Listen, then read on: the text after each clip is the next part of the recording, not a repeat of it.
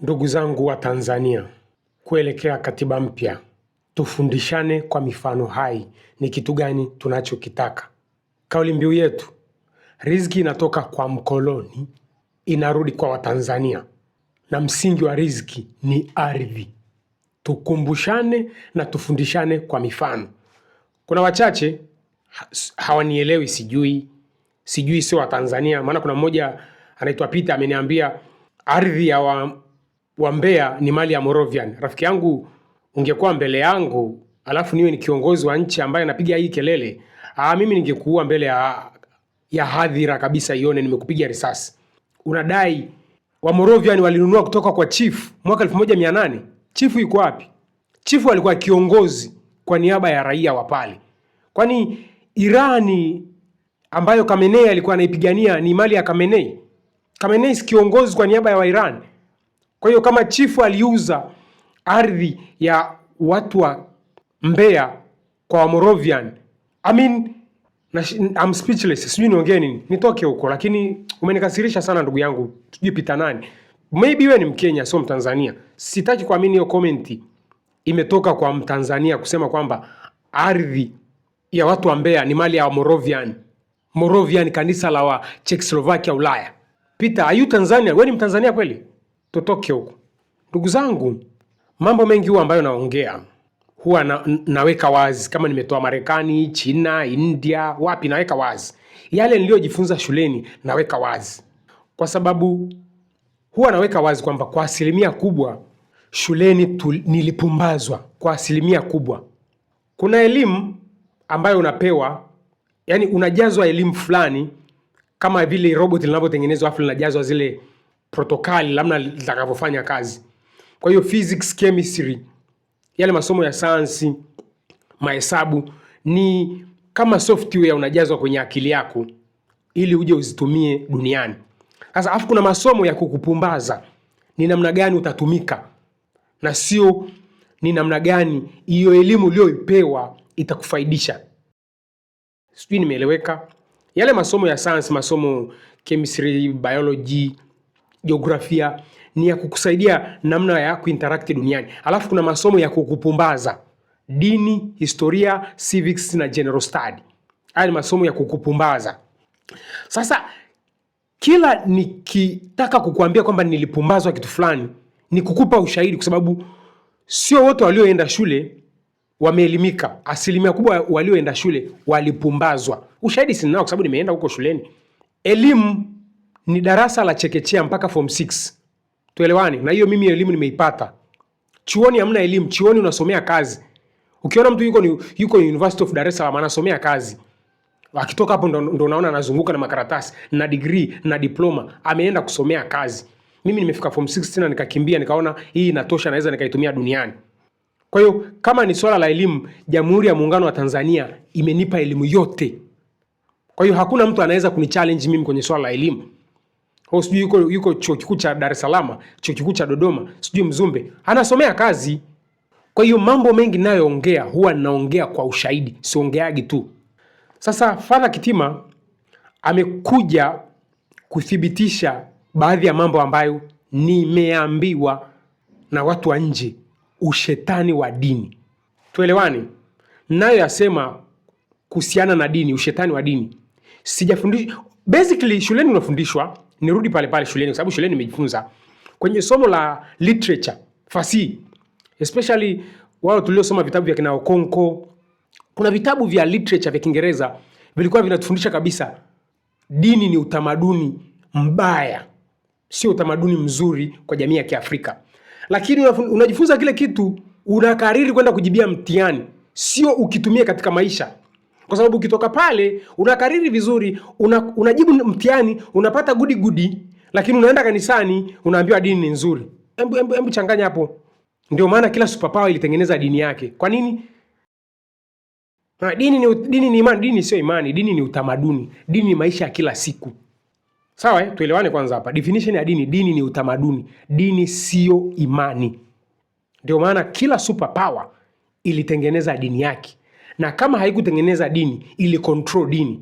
Superpower ambayo haijatengeneza dini ni Wachina. Wachina sijui dini yao. Kitu ninachokiona wame control dini. Sasa Watanzania na Waafrika kwa ujumla, dini ni kivuli kinachomtumikia mkoloni.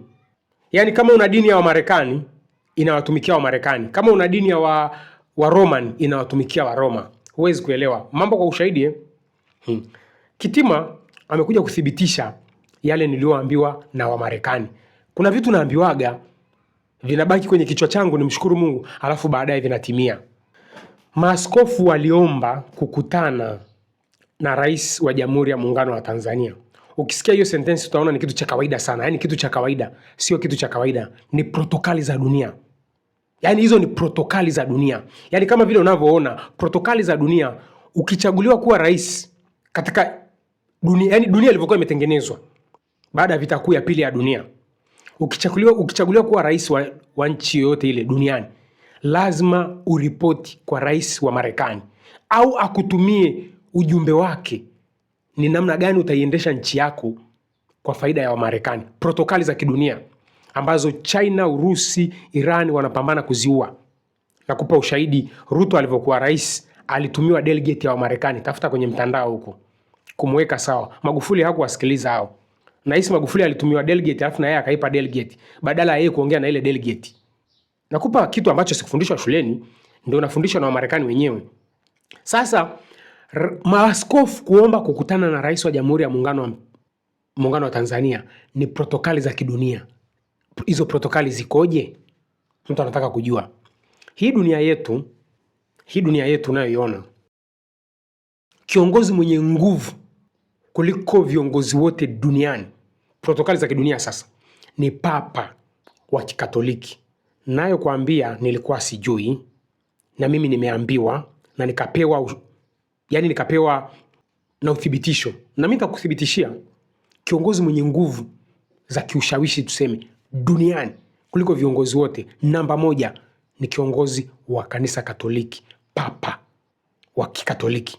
Kiongozi wa pili mwenye nguvu ni rais wa Marekani. Rais yoyote atakayekuwa madarakani kwa wakati huo ni kiongozi wa pili mwenye nguvu na anaheshimika.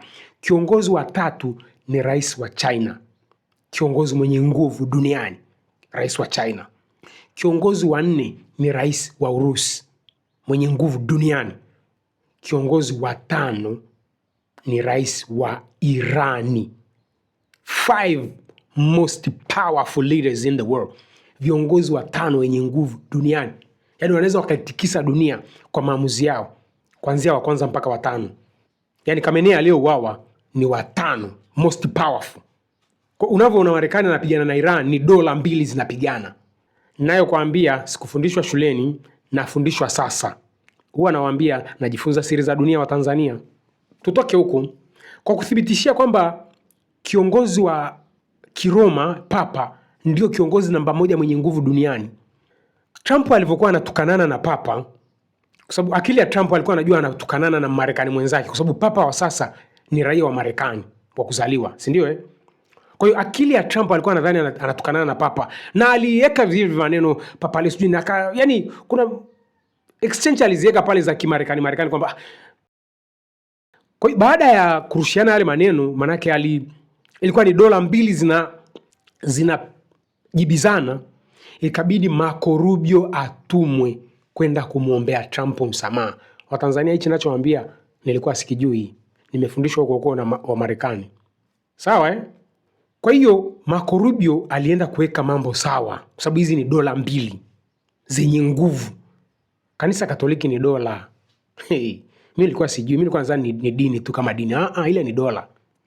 Sasa turudi kwa ile tukio la maaskofu kuomba kukutana na Rais Samia. Ni kitu gani? Yaani haina tofauti na ujumbe wa Marekani kuja kwa Rais Ruto. Rais Ruto alivyokuwa rais, lazima nitoe kitu ambacho hata rais wetu Samia alivyopewa madaraka alienda Marekani. Mnakumbuka zile ni protokali. Itifaki mnaita Kiswahili Kwa hiyo maaskofu walio kwenda kukutana na Rais Samia ni kumpa ujumbe wa dola kubwa inayoitawala hii dunia inatakaje, au inataka aiendeshe vipi nchi ya Tanzania kwa faida ya hiyo dola. Tuelewane wa Tanzania. Sio kitu cha kawaida. Sio kitu cha kawaida kabisa. Usichukulie ni kitu cha kawaida tu kwamba maaskofu wa Tanzania wa Kikatoliki wameamua kuongea na ni protokali kwamba wewe ni rais wa Jamhuri ya Muungano wa Tanzania, tunakuheshimu, lakini juu yako kuna dola inaitwa Roman Catholic, inataka uendeshe nchi yako hivi kwa faida ya hiyo dola, sio kwa faida ya Watanzania. Tueleweshane Watanzania, sio kwa faida ya Watanzania hata kidogo. Hivi ninavyokuambia nilifundishwa na Wamarekani na Wachina. Kwa Wachina ni iko hivi, Ukatoliki una mipaka. Ukatoliki uko chini ya serikali, yaani kanisa liko chini ya serikali. Ndio maana napendaga kutoa mfano mzuri sana. Ukristo wa Marekani umechanganya ushoga, Ukristo wa China hakuna ushoga. Yaani hapo tu panakupa picha Ukristo, tofauti ya Ukristo wa Marekani na Ukristo wa China. Dini ni utamaduni, dini sio imani. Ndio maana Ukristo wa Marekani una ushoga, Ukristo wa China hauna ushoga. Kuna huu mchezo wa mapadri kuchezeshwa kutoka nchi moja kwenda nyingine. Tunakuaga na mapadri mpaka wa Kijapani, wale sijui wa Kikorea. Huo mchezo huwezi kupeleka China wewe. Yaani China kuna Wakatoliki wa aina mbili, lakini all in all bado kanisa liko chini ya serikali. Kuna Ukatoliki ambao ni strictly controlled by CCP. Alafu kuna Ukatoliki mwingine kama unajifanya uko loyo kwa papa, yani unamheshimu papa kuliko CCP, lakini bado hauwezi kufurukuta chini ya CCP. Yani ni ngumu dola ya Roma pale Italia ikamchukua labda padri kutoka Marekani aende kuhudumu China chini ya mwavuli kwamba ni padri wa Kikatoliki. Wa China hawezi kukubaliana na huyu ujinga wewe. Wakati Marekani ni dola, alafu China ni dola. Nimekuanzia mbali, kuna watu watano very powerful ambao ni viongozi wanaoheshimika duniani, wenye nguvu. Namba 1 ni Pope, wa pili Marekani. Marekani yuko hapa kwa ana nguvu kwa sababu ya uchumi. Mtu anaweza kujiuliza Marekani kaingiaje hapa? Power ya kiuchumi. Wa pili China. China wameshajitambua, ni dola. Urusi ni dola. Linchi lote military capability ni dola, inaheshimika. Wanaweza wakaitiki. Yaani watu ambao wanaweza wakafanya maamuzi yakaiathiri dunia. Ndio maana viongozi wao wakapewa hizo status. Wa Tanzania nawaambia wazi, haya nimewakota duniani kwa China na kwa Marekani. Sasa kwa hiyo ujumbe ambao Wakatoliki wa Kitanzania wamempelekea Rais Samia ni namna gani aiendeshe hii nchi kwa faida ya dola kubwa kabisa inayoitwa Catholic. Dini ni kansa ya maendeleo kwa bara la Afrika. Fanya uchunguzi. Sasa kuna vitu Father Kitima amevisema ambavyo ni vizuri sana tukavidiscuss wote, lakini nimekupa kwanza hiyo brief ujue dunia inavyoendeshwa, kwamba dini sio kama unavyoambiwa kwenye dini. Mimi ndugu zangu, mimi bado kanisani naenda, kwa sababu nisipoenda kanisani sintajua ubaya wa dini. Mimi kanisani naenda. Na wanataka sakramenti zote nilipewa hizo, mnajua kubatizwa nini, na nishaambiwaga maana yake. Nitakuja kuambia baadaye, kadri tunavyokwenda nitakuwa nawafundisha ubaya wa dini kwa bara la Afrika. Sasa nataka tu discuss hivi ambavyo Father Kitima amevisema, baada ya kukupa huo muktasari kwamba dini sio kitu kizuri. Dini ni agent wa mkoloni, na ni namna gani tutakontrol. Kumbuka nimewambia katiba tutakayoandika viko tutakavyovipata papo kwa papo sisi kama Watanzania, na viko vitu vingine kama ni generation A, B au C itakuja kuvikomboa totally. Kwa mfano power ya kanisa Katoliki hapa kwetu, kujichomoa kwenye hii power, it's a gradual process, ni kitu cha taratibu kwa namna watu walivyotushika. Lakini kwa sababu tutakwenda kumiliki ardhi, hicho ni yani hakitaji discussion. Katiba isiposema nchi ya Tanzania na vyote vijazavyo ni mali ya Jeshi la Kujenga Taifa, kwa sababu Jeshi la Kujenga Taifa ni Watanzania wote ambao wanapambana kupata riziki katika nchi yao. Kwa lazima waishi kwenye jumuiya, kwa lazima wamilikishwe ardhi. Tutoe huu upumbavu. Watu wa Morovia wanakuambia ardhi ya Mbeya ni ya kwao. Tutoe huu upumbavu. Mtu anatoka alikotoka na kwenda kuchimba madini Kigoma. Tutoe huu upumbavu. Watu wanaamka wanabomoa nyumba za Geita, alafu wanasema Ikulu imewapa kibali. Tunatoaje huo upumbavu? Mfumo mbovu unatengenezewa mfumo sahihi. Wachokonozi washamaliza hiyo kitu. Sasa nataka tumsikilize Father Kitima, baadhi ya maneno aliyoyasema ambayo ili nikupe maana yake. Father Kitima ameanza na kitu ambacho wa China walinifundisha, na tunaweka wazi kwamba unless may control dini, maendeleo ni kitu mtakisikia redioni na kwenye television na kwenye mitandao ya kijamii, kwa sababu kazi ya dini ni kumsaidia mkoloni kuendelea kulinyonya bara la Afrika, aidha kwa kuingiza utamaduni ambao sio, na wanukuu wa China, kwa kuingiza utamaduni ambao sio, au kwa kuingiza watu wabaya moja kwa moja. Mfano mzuri ni dini ya Ulaya na Marekani na dini za China. Sasa msikilize Father Kitima hapa akijaribu kutetea kwamba dini inahitaji uhuru. Yaani dini haitakiwi kuingiliwa na serikali. Kama katiba ya sasa inasema dini haitakiwi kuingiliwa na serikali, katiba ijayo dini itakuwa chini ya serikali, kwa sababu dini ni utamaduni. Kwa kama kuna dini ambayo inatuletea utamaduni ambao sio, tunaifuta quick fast. Hatutaji discussion yote. Msikilize Father Kitima hapa. Ni kazi ya maaskofu kufundisha, na hili hawahitaji kuomba ruhusa kwa mtu, wanalifanya. Ndio maana wanatoa matamko, wanatoa mahubiri.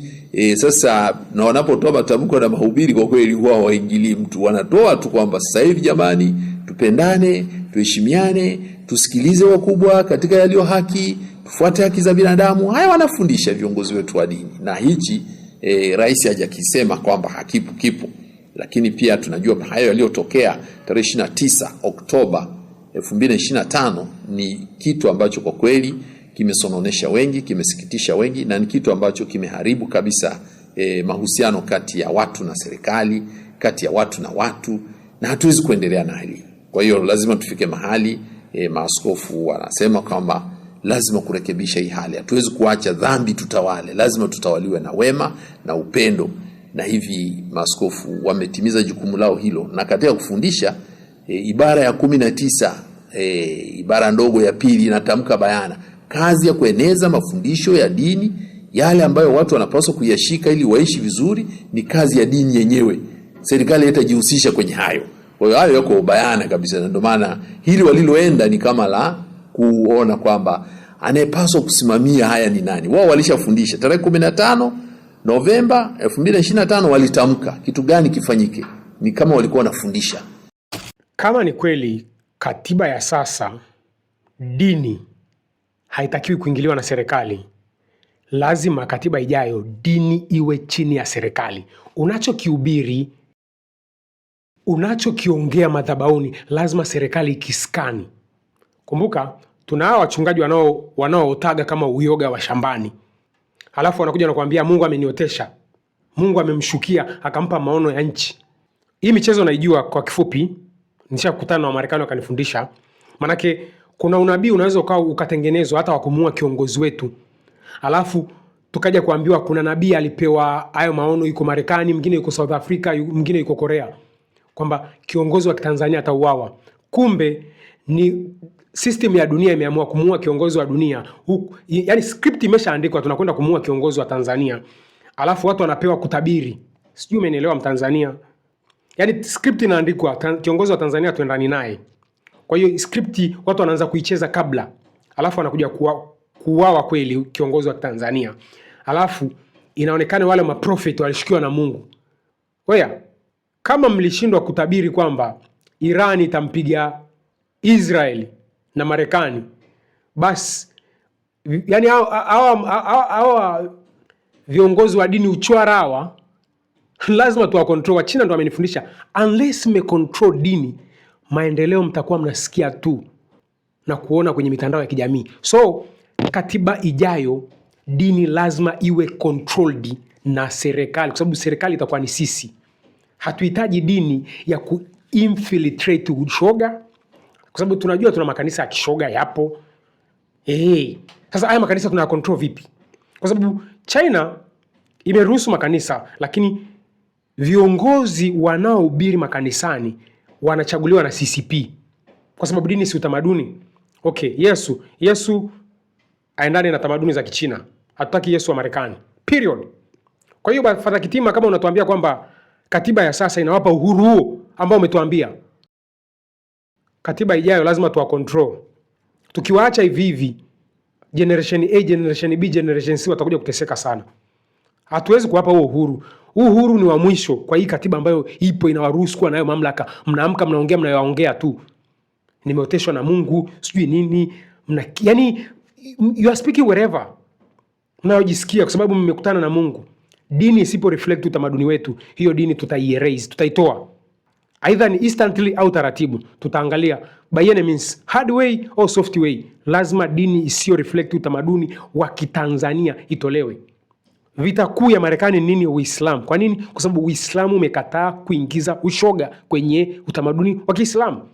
Ukristo kwa nini unapendwa ndani ya Marekani? Kwa sababu Ukristo umekubaliana na ushoga, utamaduni wa Kimarekani. Kwa nini tusijifunze huko? Katiba ijayo dini iko chini ya kitengo cha utamaduni. Dini itakiwa ingizwe kwenye utamaduni. Wizara ya utamaduni ndiko dini itakiwa ikae. Kwa kama dini haireflect utamaduni wa Tanzania, ya nini? Kwa hiyo yote wanayohubiri, yani jinsi media zinavyokemewa, zinavyokwenda kinyume na utamaduni wa Tanzania, dini nayo inatakiwa ikemewe. Kumbuka, kitengo cha utamaduni lazima kitakuwa chini ya Jeshi la Kujenga Taifa pia. Kwa sababu utamaduni ni yale maisha ya kila siku ya Mtanzania katika kutafuta riziki yake.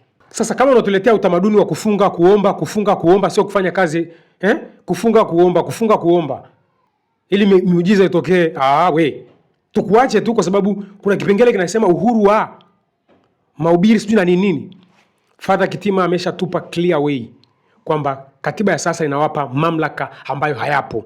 So we are going to control those authorities. Hayo mamlaka lazima tukaya control kwenye kipengele cha utamaduni. Idara ya utamaduni ni idara ya Jeshi la Kujenga Taifa, kwa sababu utamaduni ni maisha ya kila siku ya Mtanzania katika kutafuta riziki. Unajazwa riederiki gani kwa kanisani? Wewe usiwe mtu wa kufanya, yani come on. Dini itakiwa ingie kwenye kipengele cha utamaduni. Asante Father Kitima. Sasa Father Kitima amekuja pia kututhibitishia kwamba dini na serikali vinashirikiana. Imagine viongozi wetu wa kwanza, babu zetu wa zamani walijua hichi kitu. Alafu eti sisi tumesoma mpaka machuo kikuu hatujui kwamba dini na serikali vina ushirika. Akina Bushiri walijuaje? Sisi tuna graduate tunawaza kutetea mambo ya ushoga na haki za kibinadamu. Wakati akina Bushiri walikuwa wanajua kabisa dini na mkoloni wanakula sahani moja. Msikilize hapo Father Kitima akikwambia wazi kabisa dini na mkoloni lao moja. Bushiri aliua wamisionari mwaka 1887 Pugu. Walitoka mapadri wa Bagamoyo, wenyewe walikuwa Wafaransa. Waliouawa walikuwa Wajerumani. Mapadri wa Faransa kama wawakilishi wa kanisa Katoliki mwaka 1887 wakaenda kuambia serikali ya Mjerumani, wanaenda kumwambia Bushiri, wale wamisionari waambia Bushiri, kwa nini umewaua hawa wamisionari wa Pugu? Bushiri, mtawala wa wenyeji wa pwani, akasema nimewaua hawa kwa sababu wanashirikiana na huyu aliyevamia nchi yetu. Nani huyu? Mjerumani. Lakini wale wako sawa na sisi. Sema mbona wanakaa pamoja? Kwa hiyo kanisa lijaanza kutetea na kulani mauaji leo. Limeanza siku nyingi. Imetokea vita vya Majimaji, hali wa misionari walikaa wakafanya kitu kama hicho. Yametokea mauaji Pemba mwaka 2001. Maaskofu wamelaani, tena waliungana na BAKWATA na CCT, wakatoa andiko kabisa na wakapeleka tarehe 8 mwezi wa pili wakakabidhi andiko serikalini. Bushiri aliwaua viongozi wa kidini sababu wanashirikiana na mkoloni. Bushiri alikuwa chizi kwa sababu hajasoma mpaka form 6. Yaani picha alioni, anahitaji kuelezewa, wakati picha analiona kabisa. Anahitaji maelezo. Alafu leo hii watu wamesoma mpaka sijui university gani, hicho kitu hawakijui. Bushiri mwaka 1800 alikuwa anajua kabisa dini na serikali ni two inseparable entities. Unless Africa tumeicontrol dini, hatuwezi kupata maendeleo, kwa sababu dini ni dola. Kwa sababu dini ni agent ya kusaidia dola husika. Kama dini yako ni ya Marekani, inawatumikia wa Marekani. Kama dini yako ni ya Roma, inatumikia ufalme wa Roma. Unataka ushahidi gani kama sio wa Father Kitima? Kingine ni Father Kitima kutupa comedy kwamba kwa madhila tuliyoyapata Oktoba inabidi tukajifunze kwa Kenya na South Africa. Like really, Father Kitima, are you serious? Kwamba wa Kenya na wa South Africa wanaweza kutufundisha. Unaunganisha doti gani? Yaani Kenya wanaweza kutufundisha. Watufundishe demokrasia kutokumiliki nchi. Watufundishe kuandamana. Watufundishe nini? Maridhiano. Maridhiano ya kubadilisha vyama vya siasa. Huku sisi tukiendelea kuwa wageni katika nchi yetu. Kwamba leo CCM, kesho Chadema, kesho kutwa Chauma. Si ndio hivyo Wakenya watatufundisha? Kwa South Africa kila mtu anajua nchi ile sio yao. Kama hujui katafute huko mtandaoni, iko wazi. South Africa nchi yao ni kampuni ya mtu binafsi. Kwa hiyo Father Kitima hapa acha kutuchota akili katika dunia leo sisi wapumbavu hivyo eti kwamba Watanzania wakajifunze kwa Kenya na South Africa. Like really? Kwa taarifa yako tu kwamba maaskofu wetu wametuma timu kwenda kujifunza Kenya na kujifunza Afrika Kusini. Kwa hiyo tunajua wenzetu walifanyaje. Ndio akamshirikisha, labda tungeweza kutoka tukifanya 1, 2, 3 katika hali hii. Na speaker alitoa ushauri mzuri sana, sema waambie maaskofu ofisi yangu iko wazi, mapendekezo yao yoyote tunawakaribisha na hivi na vile. Na alitoa matumaini makubwa kwa maaskofu kwa kweli. Speaker alitoa matumaini, lakini kwa sababu ilikuwa mazungumzo ya yeye na maaskofu kwa yote aliyekuepo ofisini, kwa ni vizuri tu kuona kwamba mazungumzo yalikuwa mazuri na ni mwelekeo katika kuona kwamba tunazingatia pia vigezo vya kimataifa katika kutoka katika hali kama hii. Yaani na kuingia akilini kwamba kwa madhila tuliyopata Oktoba, Wakenya wanaweza kutufundisha kitu. Tanzania, hii dunia leo unamdanganya nani? Hii dunia generation A unamtuma dukani, unamtuma mjini, anajua kusoma Google Map. Hivi au ni mimi tu naona haya mabadiliko ya hii dunia ndugu zangu? Ni mimi tu naona? Basi kama ni mimi naona, niyo nawaamsha kabisa wa Tanzania. Hii sio dunia ya kuuliza njia. Hii ni dunia kila mtu anajua kila kitu. Dunia ishakuwa nyepesi. Hii ni dunia ambayo Elon Musk anatuambia tuendako university hazina maana tena. Unasomea nini? Wakati kila kitu marobot yanafanya. Wa Tanzania tunaishi katika dunia ambayo kama hujui ndio unakuwa mtaji kwa wengine. Tusije tukaingia katika huo mtego. Father Kitima anatuambia tukajifunze kwa Wakenya na South Africa. We are not stupid like that. Father Kitima, we ain't stupid like that. Hii ni 2026. Wherever you want to go, you're not supposed to ask nobody. As long as everything is trackable, you know what I'm talking about. You can trace your movement. I mean, hey, ndugu zangu. Hawa mapapa, hawa mafaza wanafikiria si bado ni wajinga kivyo. Kuona hizo, lakini hatuwezi kutatua tatizo kwa maaskofu kuongea na serikali. Ni wananchi kutendewa haki zao. Unajua haki za binadamu baba zinadili na utu wa mtu. Na imani ya Mtanzania iko kuona mwananchi yeyote, hata yule wa ngazi ya chini kabisa, anaheshimika kwa utu wake, kutendewa haki zake. Haki za kibinadamu ni Mtanzania kumiliki ardhi yake. Huwezi kwenda kwa Wapemba unawalazimisha kuwekea kanisa wakati hawataki kanisa. Kisa katiba inasema uhuru wa kuabudu. Hapo ukiuki haki ya Wapemba. Haki za kibinadamu ni raia wa sehemu husika kumiliki ardhi yao na kudictate wanakitaka kitu gani kwa faida yao. Huwezi kwenda Kigoma unalazimisha kuchimba madini ya wana Kigoma. Huwezi kwenda, naongea ile mifano yangu, achana na classified nilizonazo. Huwezi kwenda Geita unavunja nyumba za wana Geita unasema una kibali cha Ikulu. Huwezi kutoka Ulaya Moravian Church unamiliki ardhi ya watu wa Mbeya unasema eti chifu alikuuzia. Mwaka gani alikuuzia huyo chifu? Chifu alikuwa kiongozi basi. Kwa hatukubaliani na ya chifu. Yes. Unatuletea nini wewe? Yaani inakuingia akilini. Mbona sisi hatuwezi kwenda kule Czechoslovakia tukadai kwamba tunamiliki kipande cha nchi ya Czechoslovakia? Wa Tanzania, we ain't stupid. Sisi wapumbavu bana wewe. Kuna vitu vingine vinatia hasira. Kwa hiyo haki za kibinadamu ni raia kumiliki ardhi yao. Na wakaamua kitu gani kifanyike kwenye ardhi yao kwa faida yao. Hiyo ndio katiba tunayoitaka. Na huo ndio uwajibikaji. Ibara ya 8 nasema utawala wa nchi uko chini ya wananchi. Utawala wa nchi uko chini ya wananchi. Na wananchi ndio wenye mamlaka ya kutawala nchi yao. Wewe wamekupa tu dhamana. Lazima wasikilize, uwaheshimu. Mamlaka yote yako kwao. Sasa unapoyapora yale mamlaka kuwafanyia chochote unachotaka, kwa kweli inakuwa ni kukosea utu wa Mtanzania na kukosea ubinadamu. Si nchi yetu ina historia yake nzuri. Sasa hapo ndipo inapokuja ule unafiki wa demokrasia. Unajua rais anapofanya maamuzi fulani ambayo hayaifaidishi jamii ya Kitanzania, anakuwa na mavuli kwamba amechaguliwa na Watanzania wote. Hapo ndipo unapokuja nawaambia Watanzania, hatuhitaji kumchagua rais wote. Kwa sababu tunampa mamlaka ambayo inakuwa ni rais mabepari kumtumia kwamba unafanya kwa ajili ya wananchi. No. Tunamchagua mtu ambaye tunaweza operate, mkuu wa mkoa, mbunge na diwani. Period.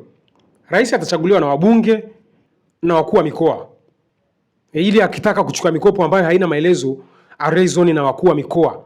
Kwa sababu anaiweka nchi reani. Kwamba nataka nichukue mkopo huu. Kwani mkopo hatuwezi kuupata huku nchini? Katiba ya sasa Rais anaweza kufanya chochote, anakuambia wananchi, nawafanyia wananchi, nawafanyia wananchi. Ndio hiyo rhetoric aliyosema Father Kitima, utawala nchi uko kwa wananchi waliomchagua rais. Na kwa sasa utawala wa nchi hauko kwa wananchi wewe. Utawala nchi uko kwa kila mtu anajua bana wewe. Hakuna wa kuhadithiwa ubovu wa katiba. Kizuri mpaka wenyewe wamekuja wamesema katiba ya sasa rais ana mamlaka ambayo sio. Na ushahidi upo, rais akifanya vyake anavyojitetea. Na unajua hizi sifa rais anazozipata kibinadamu yeye mwenyewe mpaka nafsi inamuuma. Watu watanunua ambulance wanamsifia rais. Kila zuri linalofanyika sehemu yoyote, rais. Ni protokali alizolitengeneza mkoloni kwamba kila zuri linalotokea nchini analifanya yeye ili asiondoke. Hatujabadilisha bado. Hizo ni protokali za mkoloni. Wa Morovia wanakuambia Magufuli alitupa ardhi. Kwa hiyo ardhi ya watu ambao ni ya Magufuli. Oya, nyie Morovia, msituletee dharau bana. Watanzania tunakwenda kwenye katiba mpya, tuokote ushahidi. Kitima kashatuambia wana uhuru wa kuongea chochote madhabahuni. Si wako kwenye madhabahu ya Mungu. Hiyo we are going to control that. Dini ni utamaduni, dini sio imani wewe. We are going to control that. Dini lazima ingie kwenye department ya utamaduni ambayo itakuwa chini ya Jeshi la Kujenga Taifa, kwa sababu utamaduni ni maisha ya kila siku ya Mtanzania katika kutafuta riziki. Huwezi kutuambia tuna mfungo wa mwezi mzima. Kwa hiyo mwezi mzima usifanye kazi. Utamaduni gani mnatuletea? Utamaduni kwamba Yesu atakufanyia kila kitu. Like really? Twende kuharibu haya maigizo ya miujiza inayotengenezwa. Watu waishi maisha ovyo ovyo, lakini Yesu atawapa mtoto. Dada zangu, you are living your broken lifestyle. Unaabuse misingi ya afya. Ukifika kutafuta mtoto, unataka ukaombewe upate mtoto. Like really? Kuna Mungu wa bei rahisi hivyo kweli? Dini ni lazima iingie kwenye department ya utamaduni, ili kama inakwenda kinyume na mila na desturi za Watanzania iondolewe quick fast. Watanzania, dini ni monster, dini ni jitu ambalo ikishaingizwa kwenye department ya utamaduni tutaishape tunavyotaka sisi na sio wanavyotaka wao. Dini katika bara la Afrika imeshajiingiza kwenye kama mishipa ya damu kwenye miili yetu. Kuitoa hii kitu ni slow but yani taratibu. Kizuri wanatupa zile classified, wanatupa zile siri. Kama alivyotuambia kumbe dini na serikali kitu kimoja. Bushiri alijua. Kwa mpaka leo tusimwamini Bushiri. Tuamini nyie kwamba nyie na serikali ni two inseparable entity. Tanzania tunajiandaa na katiba mpya. Tujiulize maswali magumu, tuyatafutie na majibu. Dunia sasa kutafuta ukweli ni rahisi sana. Kwa sababu kuna mgongano wa dola. Kila dola inatafuta umiliki wa dunia. Hasa hapo ndipo tunapojua siri za dunia hii. Ukristo huku una ushoga, Ukristo huku hauna ushoga. Jiulize, Yesu gani wewe? Tanzania, tutafute ukweli ni kitu gani tunachokitaka kwenye katiba mpya. Kauli mbiu, ardhi itoke kwa serikali kuu, ije kwetu chini ya Jeshi la Kujenga Taifa, tuanze kuishi kwenye jumuiya. Wakoloni walivyokuja walitukuta tunaishi kwenye jumuiya, wakavuruga zile jumuiya kwa kutumia mwavuli wa dini. Fanya research uje unipinge. Tuelimike, tusiwe wasomi.